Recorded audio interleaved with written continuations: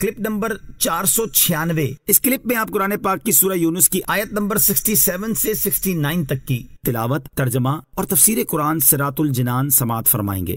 بسم اللہ الرحمن الرحیم۔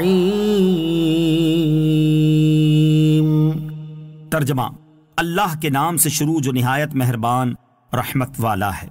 هو الذي جعل لكم الليل لتسكنوا فيه والنهار مبصرا إن في ذلك لآيات لقوم يسمعون۔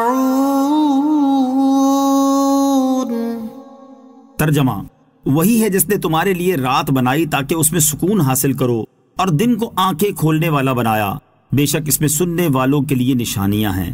هو الذی، وہی ہے جس نے، ارشاد فرمایا کہ وہی ہے جس نے تمہارے لیے رات بنائی تاکہ اس میں راحت و سکون حاصل کرو اور آرام کر کے دن بھر کی تھکان دور کرو، اور دن کو آنکھیں کھولنے والا بنایا تاکہ تم اس کی روشنی میں اپنی ضروریات زندگی اور اسباب معاش فراہم کر سکو، بے شک اس میں سننے والوں کے لیے نشانیاں ہیں جو سنیں اور سمجھیں کہ جس نے ان چیزوں کو پیدا کیا وہی معبود ہے، اس کا کوئی شریک نہیں۔ رات اور دن اللہ تعالیٰ کی عظیم نعمتیں ہیں۔ یاد رہے کہ رات اور دن دونوں اللہ عز و جل کی عظیم نعمتوں میں سے ہیں۔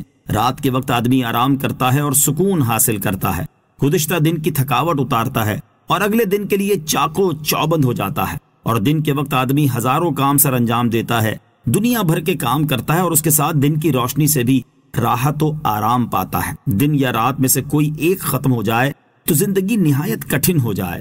اگر دن ختم ہو جائے اور ہمیشہ رات ہی رہے تو زمین پر کچھ کھانے کو نہ اگ سکے گا، اور سردی کی شدت بڑھتے بڑھتے انسان ہلاک ہو جائے۔ اور اگر رات ختم ہو جائے اور ہمیشہ دن ہی رہے تو فصلیں سورج کی تمازت سے جل جائیں اور لوگوں کا راحت و آرام چھن جائے۔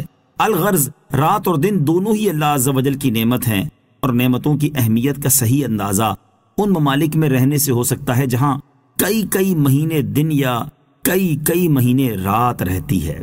قالوا اتخذ اللہ ولدا سبحانہ هو الغنی له ما في السماوات وما في الأرض إن عندكم من سلطان بهذا أتقولون على الله ما لا تعلمون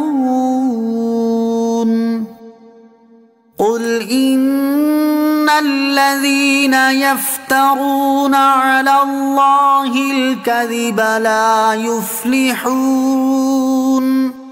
ترجمہ، کافروں نے کہا اللہ نے اپنے لیے اولاد بنا رکھی ہے، وہ پاک ہے، وہی بے نیاز ہے، جو کچھ آسمانوں اور زمین میں ہے سب اسی کا ہے، تمہارے پاس اس کی کوئی بھی دلیل نہیں، کیا تم اللہ پر وہ بات کہتے ہو جس کا تمہیں علم نہیں؟ تم فرماؤ بے شک اللہ پر جھوٹ باندھنے والے فلاح نہیں پائیں گے۔ قالوا اتخذ اللہ ولدا، کافروں نے کہا اللہ نے اپنے لیے اولاد بنا رکھی ہے۔ کفار کا یہ کلمہ نہایت قبیح اور انتہا درجے کے جہل کا حامل ہے، اور اللہ تعالیٰ نے اس آیت میں مشرکین کے اس قول کے 3 رد فرمائے ہیں۔ پہلا رد تو کلمہ سبحانہ میں ہے، جس میں بتایا گیا کہ اس کی ذات اولاد سے منزہ و پاک ہے کہ وہ واحد حقیقی ہے۔ دوسرا رد هو الغنی فرمانے میں ہے کہ وہ تمام مخلوق سے بے نیاز ہے، تو اولاد اس کے لیے کیسے ہو سکتی ہے؟ اولاد یا تو کمزور چاہتا ہے جو اس سے قوت حاصل کرے، یا فقیر چاہتا ہے جو اس سے مدد لے، یا کم عزت چاہتا ہے جو اس کے ذریعے سے عزت حاصل کرے۔ الغرض جو چاہتا ہے وہ حاجت رکھتا ہے، تو جو غنی ہو، بے نیاز ہو، کسی کا محتاج نہ ہو، اس کے لیے اولاد کس طرح ہو سکتی ہے؟ تیسرا رد لہو ما فی السماوات وما فی الارض میں ہے کہ تمام مخلوق اس کی مملوک ہے، اور مملوک ہونا بیٹا ہونے کے ساتھ نہیں جمع ہوتا، لہٰذا ان میں سے کوئی اس کی اولاد نہیں ہو سکتا۔ اسی سیاق میں اللہ تعالیٰ نے فرمایا کہ اے کافروں، تم جو اللہ تعالیٰ کے لیے اولاد قرار دیتے ہو اس کی تمہارے پاس کوئی دلیل نہیں، بلکہ اس کے برخلاف پر قطعی دلائل موجود ہیں جو اللہ تعالیٰ نے اسی آیت میں بیان فرمائے ہیں۔ اللہ تعالیٰ کی عظمت و شان حضرت ابو ہریرہ رضی اللہ تعالیٰ عنہ سے روایت ہے، نبی اکرم صلی اللہ تعالیٰ علیہ وسلم نے فرمایا، اللہ تعالیٰ ارشاد فرماتا ہے، بنی آدم نے مجھے جھٹلایا حالانکہ یہ اس کے لیے جائز نہیں، اور اس نے مجھے گالی دی، حالانکہ یہ بھی اس کے لیے جائز نہیں ہے۔ اس کا جھٹلانا یہ ہے کہ وہ کہتا ہے جس طرح میں نے اسے پہلے پیدا کیا اسی طرح دوبارہ زندہ نہیں کروں گا، حالانکہ پہلی دفعہ بنانا میرے لیے دوبارہ زندہ کرنے سے زیادہ آسان نہیں ہے۔